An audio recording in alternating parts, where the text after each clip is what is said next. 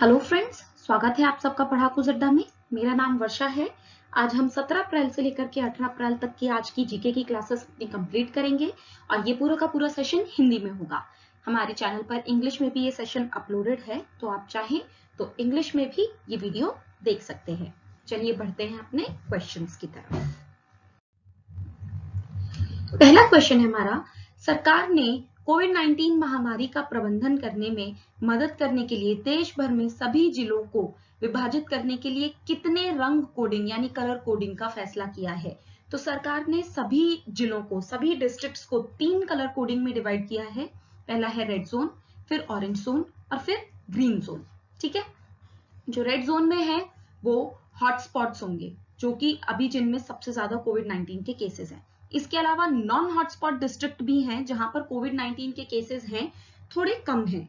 और green zone में कोविड-19 के केसेस बिल्कुल नहीं है, इसलिए इन्हें नॉन इन्फेक्टेड डिस्ट्रिक्ट्स भी कहा गया है।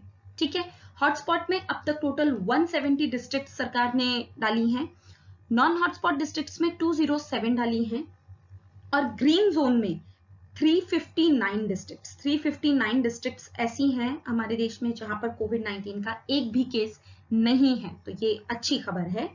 ठीक है, तो इस हिसाब से डिवाइड किया गया है। अगर किसी भी रेड जोन में 14 दिन तक कोई भी केस नहीं आता है कोविड-19 का, तो वो नॉन हॉटस्पॉट डिस्ट्रिक्ट में चली जाएगी, यानी कि ऑरेंज जोन में चली जाएगी। और अगर ऑरेंज जोन में जो डिस्ट्रिक्ट्स हैं उनमें अगले 14 डेज तक कोई भी केस नहीं आता है, तो वो ग्रीन जोन में चली जाएंगी। ठीक है, साथ के साथ ग्रीन जोन में अगर एक भी केसेस आते हैं तो वो ऑरेंज जोन में चला जाएगा और ऑरेंज जोन में जैसे जैसे केसेस बढ़ते चले जाएंगे वो रेड जोन में चला जाएगा।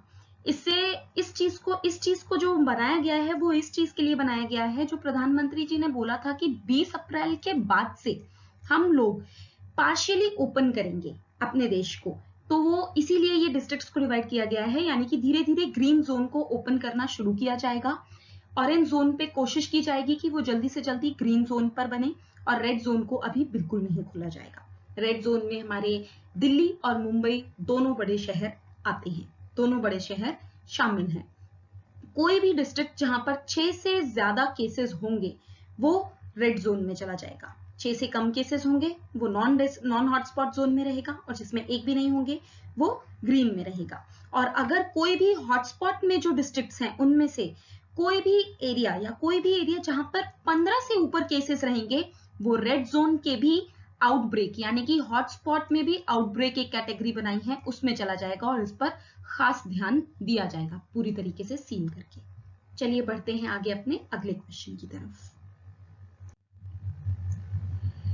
त्रिशूलपुरम को कोविड-19 के प्रचलन के कारण पहली बार रद्द किया गया है। ये किस से संबंधित है, ये किस राज्य में मनाया जाता है? तो ये केरला में मनाया जाता है। ये 18वीं सदी से मनाया जाता आ रहा है और आज तक कभी ये फेस्टिवल कैंसिल नहीं हुआ है, लेकिन कोविड-19 की वजह से पहली बार इस फेस्टिवल को वहां की सरकार ने कैंसिल कर दिया है कि ये नहीं मनाएंगे, क्योंकि इस फेस्टिवल में आप देख सकते हैं इस फोटो में कितनी भीड़ आती है। तो इतने सारी भीड़ आती है। इस फेस्टिवल में क्या होता है कि जितने भी मंदिर हैं, एक स्पेसिफिक एरिया है जहाँ के जितने भी मंदिर हैं वो सभी मंदिर मिल करके लॉर्ड शिवा, जो कि हिंदू के हिसाब से भगवान शिव को अपनी तरफ से सलाम करते हैं, उनके लिए पूजा करते हैं, आराधना करते हैं। अलग अलग तरह की आरती होती है, इसमें हाथी आते हैं। बहुत ही बड़ा फेस्टिवल माना जाता है और इसे केरल का मदर ऑफ फेस्टिवल्स भी कहा जाता है, मदर ऑफ फेस्टिवल्स। तो इसको इस वक्त रद्द कर दिया गया है, नहीं मनाया जा रहा है।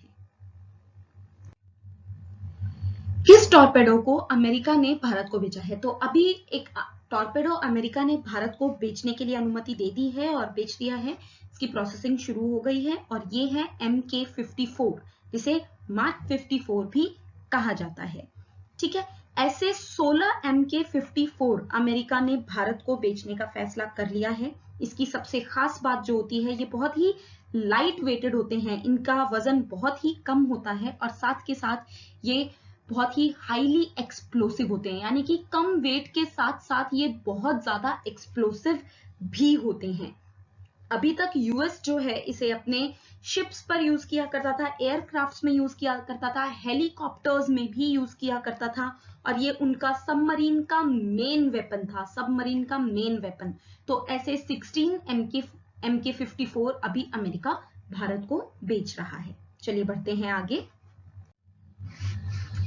कोविड-19 के परीक्षण के लिए हाल ही में विकसित किए गए डिवाइस का नाम बताइए जो 100% सटीकता के साथ 2 घंटे के भीतर इसकी पुष्टि कर सकता है। तो जी हाँ, एक ऐसा सॉफ्टवेयर या एक ऐसी मशीन आ गई है, ऐसा डिवाइस बन गया है जो कि इंडिया का डिवाइस है, और ये 100% एक्यूरेटली 100% सटीकता के साथ आपको 2 घंटे के अंदर ये बता सकता है कि कोरोना वायरस से आपको संक्रमण है या नहीं। ठीक है, इसको डेवलप किया गया है और ये है चित्रा जीन लैंप एन, चित्र जीन लैंप एन। और चित्र से आपको याद हो जाएगा, ये बनाया गया है Chitra Tirunal institute of medical science, Chitra Tirunal institute of medical science, इसलिए इसका नाम चित्र जीन लैंप एन दिया गया है। और ये कोरोना वायरस के जीन के ऊपर टेस्टिंग करता है, इसलिए ये 100% एक्यूरेट रिजल्ट भी देता है। ठीक है, ये क्यों किया गया? इसमें क्या होगा, आप एक बार में, जब भी एक बार में जो सैंपल चेकिंग होती है उसमें एक साथ 30 सैंपल्स को चेक किया जा सकता है, और 30 सैंपल का रिजल्ट वो विद इन 2 आवर्स दे देगा। तो इससे एक दिन में आप टेस्टिंग बहुत ज्यादा कर सकते हैं। तो टेस्टिंग को बढ़ाने के लिए ही इसे लाया गया है। दोस्तों, अब आप हमसे टेलीग्राम पर भी लिंक हो सकते हैं और इंस्टाग्राम पर भी जुड़ सकते हैं। आप इंस्टाग्राम पर हम पर जुड़ सकते हैं PADHAKUSADDA पढ़ाकूस अड्डा पर, और टेलीग्राम पर आप हमसे जुड़ सकते हैं PADHAKU_SADDA पढ़ाकूस अड्डा पर। प्लीज हमारे चैनल को सब्सक्राइब कीजिए, वीडियो को लाइक कीजिए, शेयर कीजिए और अपने डेली प्रिपरेशन के साथ बने रहिए। बढ़ते हैं आगे अपने अगले क्वेश्चन की तरफ। Which date is observed as world haemophilia day, यानी विश्व हीमोफीलिया दिवस किस रूप में किस तिथि को मनाया जाता है? तो ये मनाया जाता है 17 अप्रैल को। 17 अप्रैल को वर्ल्ड हीमोफीलिया डे मनाया जाता है। ये एक तरीके का ब्लड डिसऑर्डर है, एक तरीके का ब्लड डिसऑर्डर। ठीक है, इस बीमारी के बारे में बहुत कम लोग जानते हैं, इसीलिए 17 अप्रैल को इसकी अवेयरनेस फैलाई जाती है। सब जगह इस बीमारी के बारे में बताया जाता है। और इस बार की जो इसकी थीम है वो है gate plus involved, gate plus involve. और ये इसीलिए है कि आप गेट इन्वॉल्व का मतलब है कि आपको इस बीमारी के बारे में पता होना चाहिए, इसके सिम्टम्स के बारे में भी पता होना चाहिए और इसके प्रिवेंटिव मेजर्स के बारे में भी पता होना चाहिए। गृह मंत्रालय के अनुसार निम्नलिखित में से किस ऐप को असुरक्षित के रूप में परिभाषित कर दिया गया है, यानी इनमें से किस ऐप को असुरक्षित कर दिया गया है? तो अभी सरकार की ये एक एडवाइजरी जारी हुई है जिसमें जूम ऐप को, जो कि यूज किया जाता है मीटिंग्स के लिए, प्राइवेट कंपनीज घर पर रह करके, स्टे एट होम रह करके मीटिंग्स के लिए इसे यूज करती हैं, तो इस ऐप को असुरक्षित घोषित कर दिया गया है और सरकार ने कहा है कि हम भारत के लिए अपनी एक ऐप बनाएंगे। कौन सा ऐप मात्र 13 दिनों में दुनिया का सबसे ज्यादा डाउनलोड किया जाने वाला ऐप बन गया है? तो हाँ, ये एक रिकॉर्ड बन गया है, वर्ल्ड रिकॉर्ड। 13 दिनों में 50 मिलियन से भी ज्यादा यूजर्स ने इस ऐप को डाउनलोड कर लिया है और ये है आरोग्य सेतु ऐप। ये बहुत इंपॉर्टेंट और बहुत अच्छी ऐप है, भारत सरकार द्वारा कोविड-19 के लिए जारी की गई एप्लीकेशन है ये। इसके तहत आपको अपने आसपास कितने लोग कोरोना वायरस से संक्रमित हैं उसके बारे में भी पता लग जाएगा। आपकी लोकेशन के ऊपर ये काम करता है। आप जैसे जैसे कहीं जाएंगे तब भी आपको इस ऐप में नोटिफिकेशन आती रहेगी कि आपके आसपास कोई कोविड-19 से संक्रमित इंसान है, तो आपको उससे बच करके रहना है। तो ये इसका बहुत ही अच्छा कॉन्सेप्ट है और इसके लिए अभी WHO ने इंडिया को काफी सराहा भी है। तो ये ऐप है Aarogya Setu.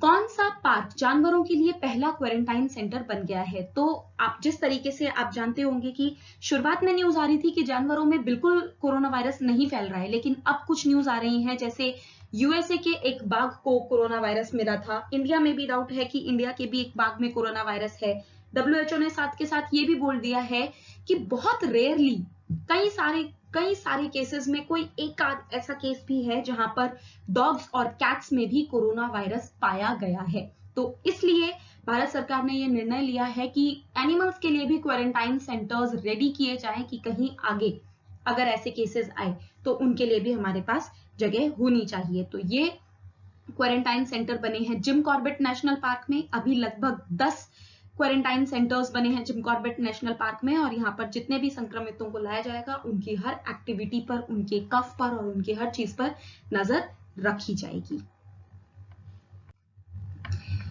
Stay home, stay safe. Thank you so much दोस्तों हमारी वीडियो देखने के लिए। आशा करती हूँ आप अपने घर से ये वीडियो देख रहे होंगे। अपने घर पर रहिए और इस समय को यूटिलाइज कीजिए अपने एग्जाम्स की प्रिपरेशन के लिए।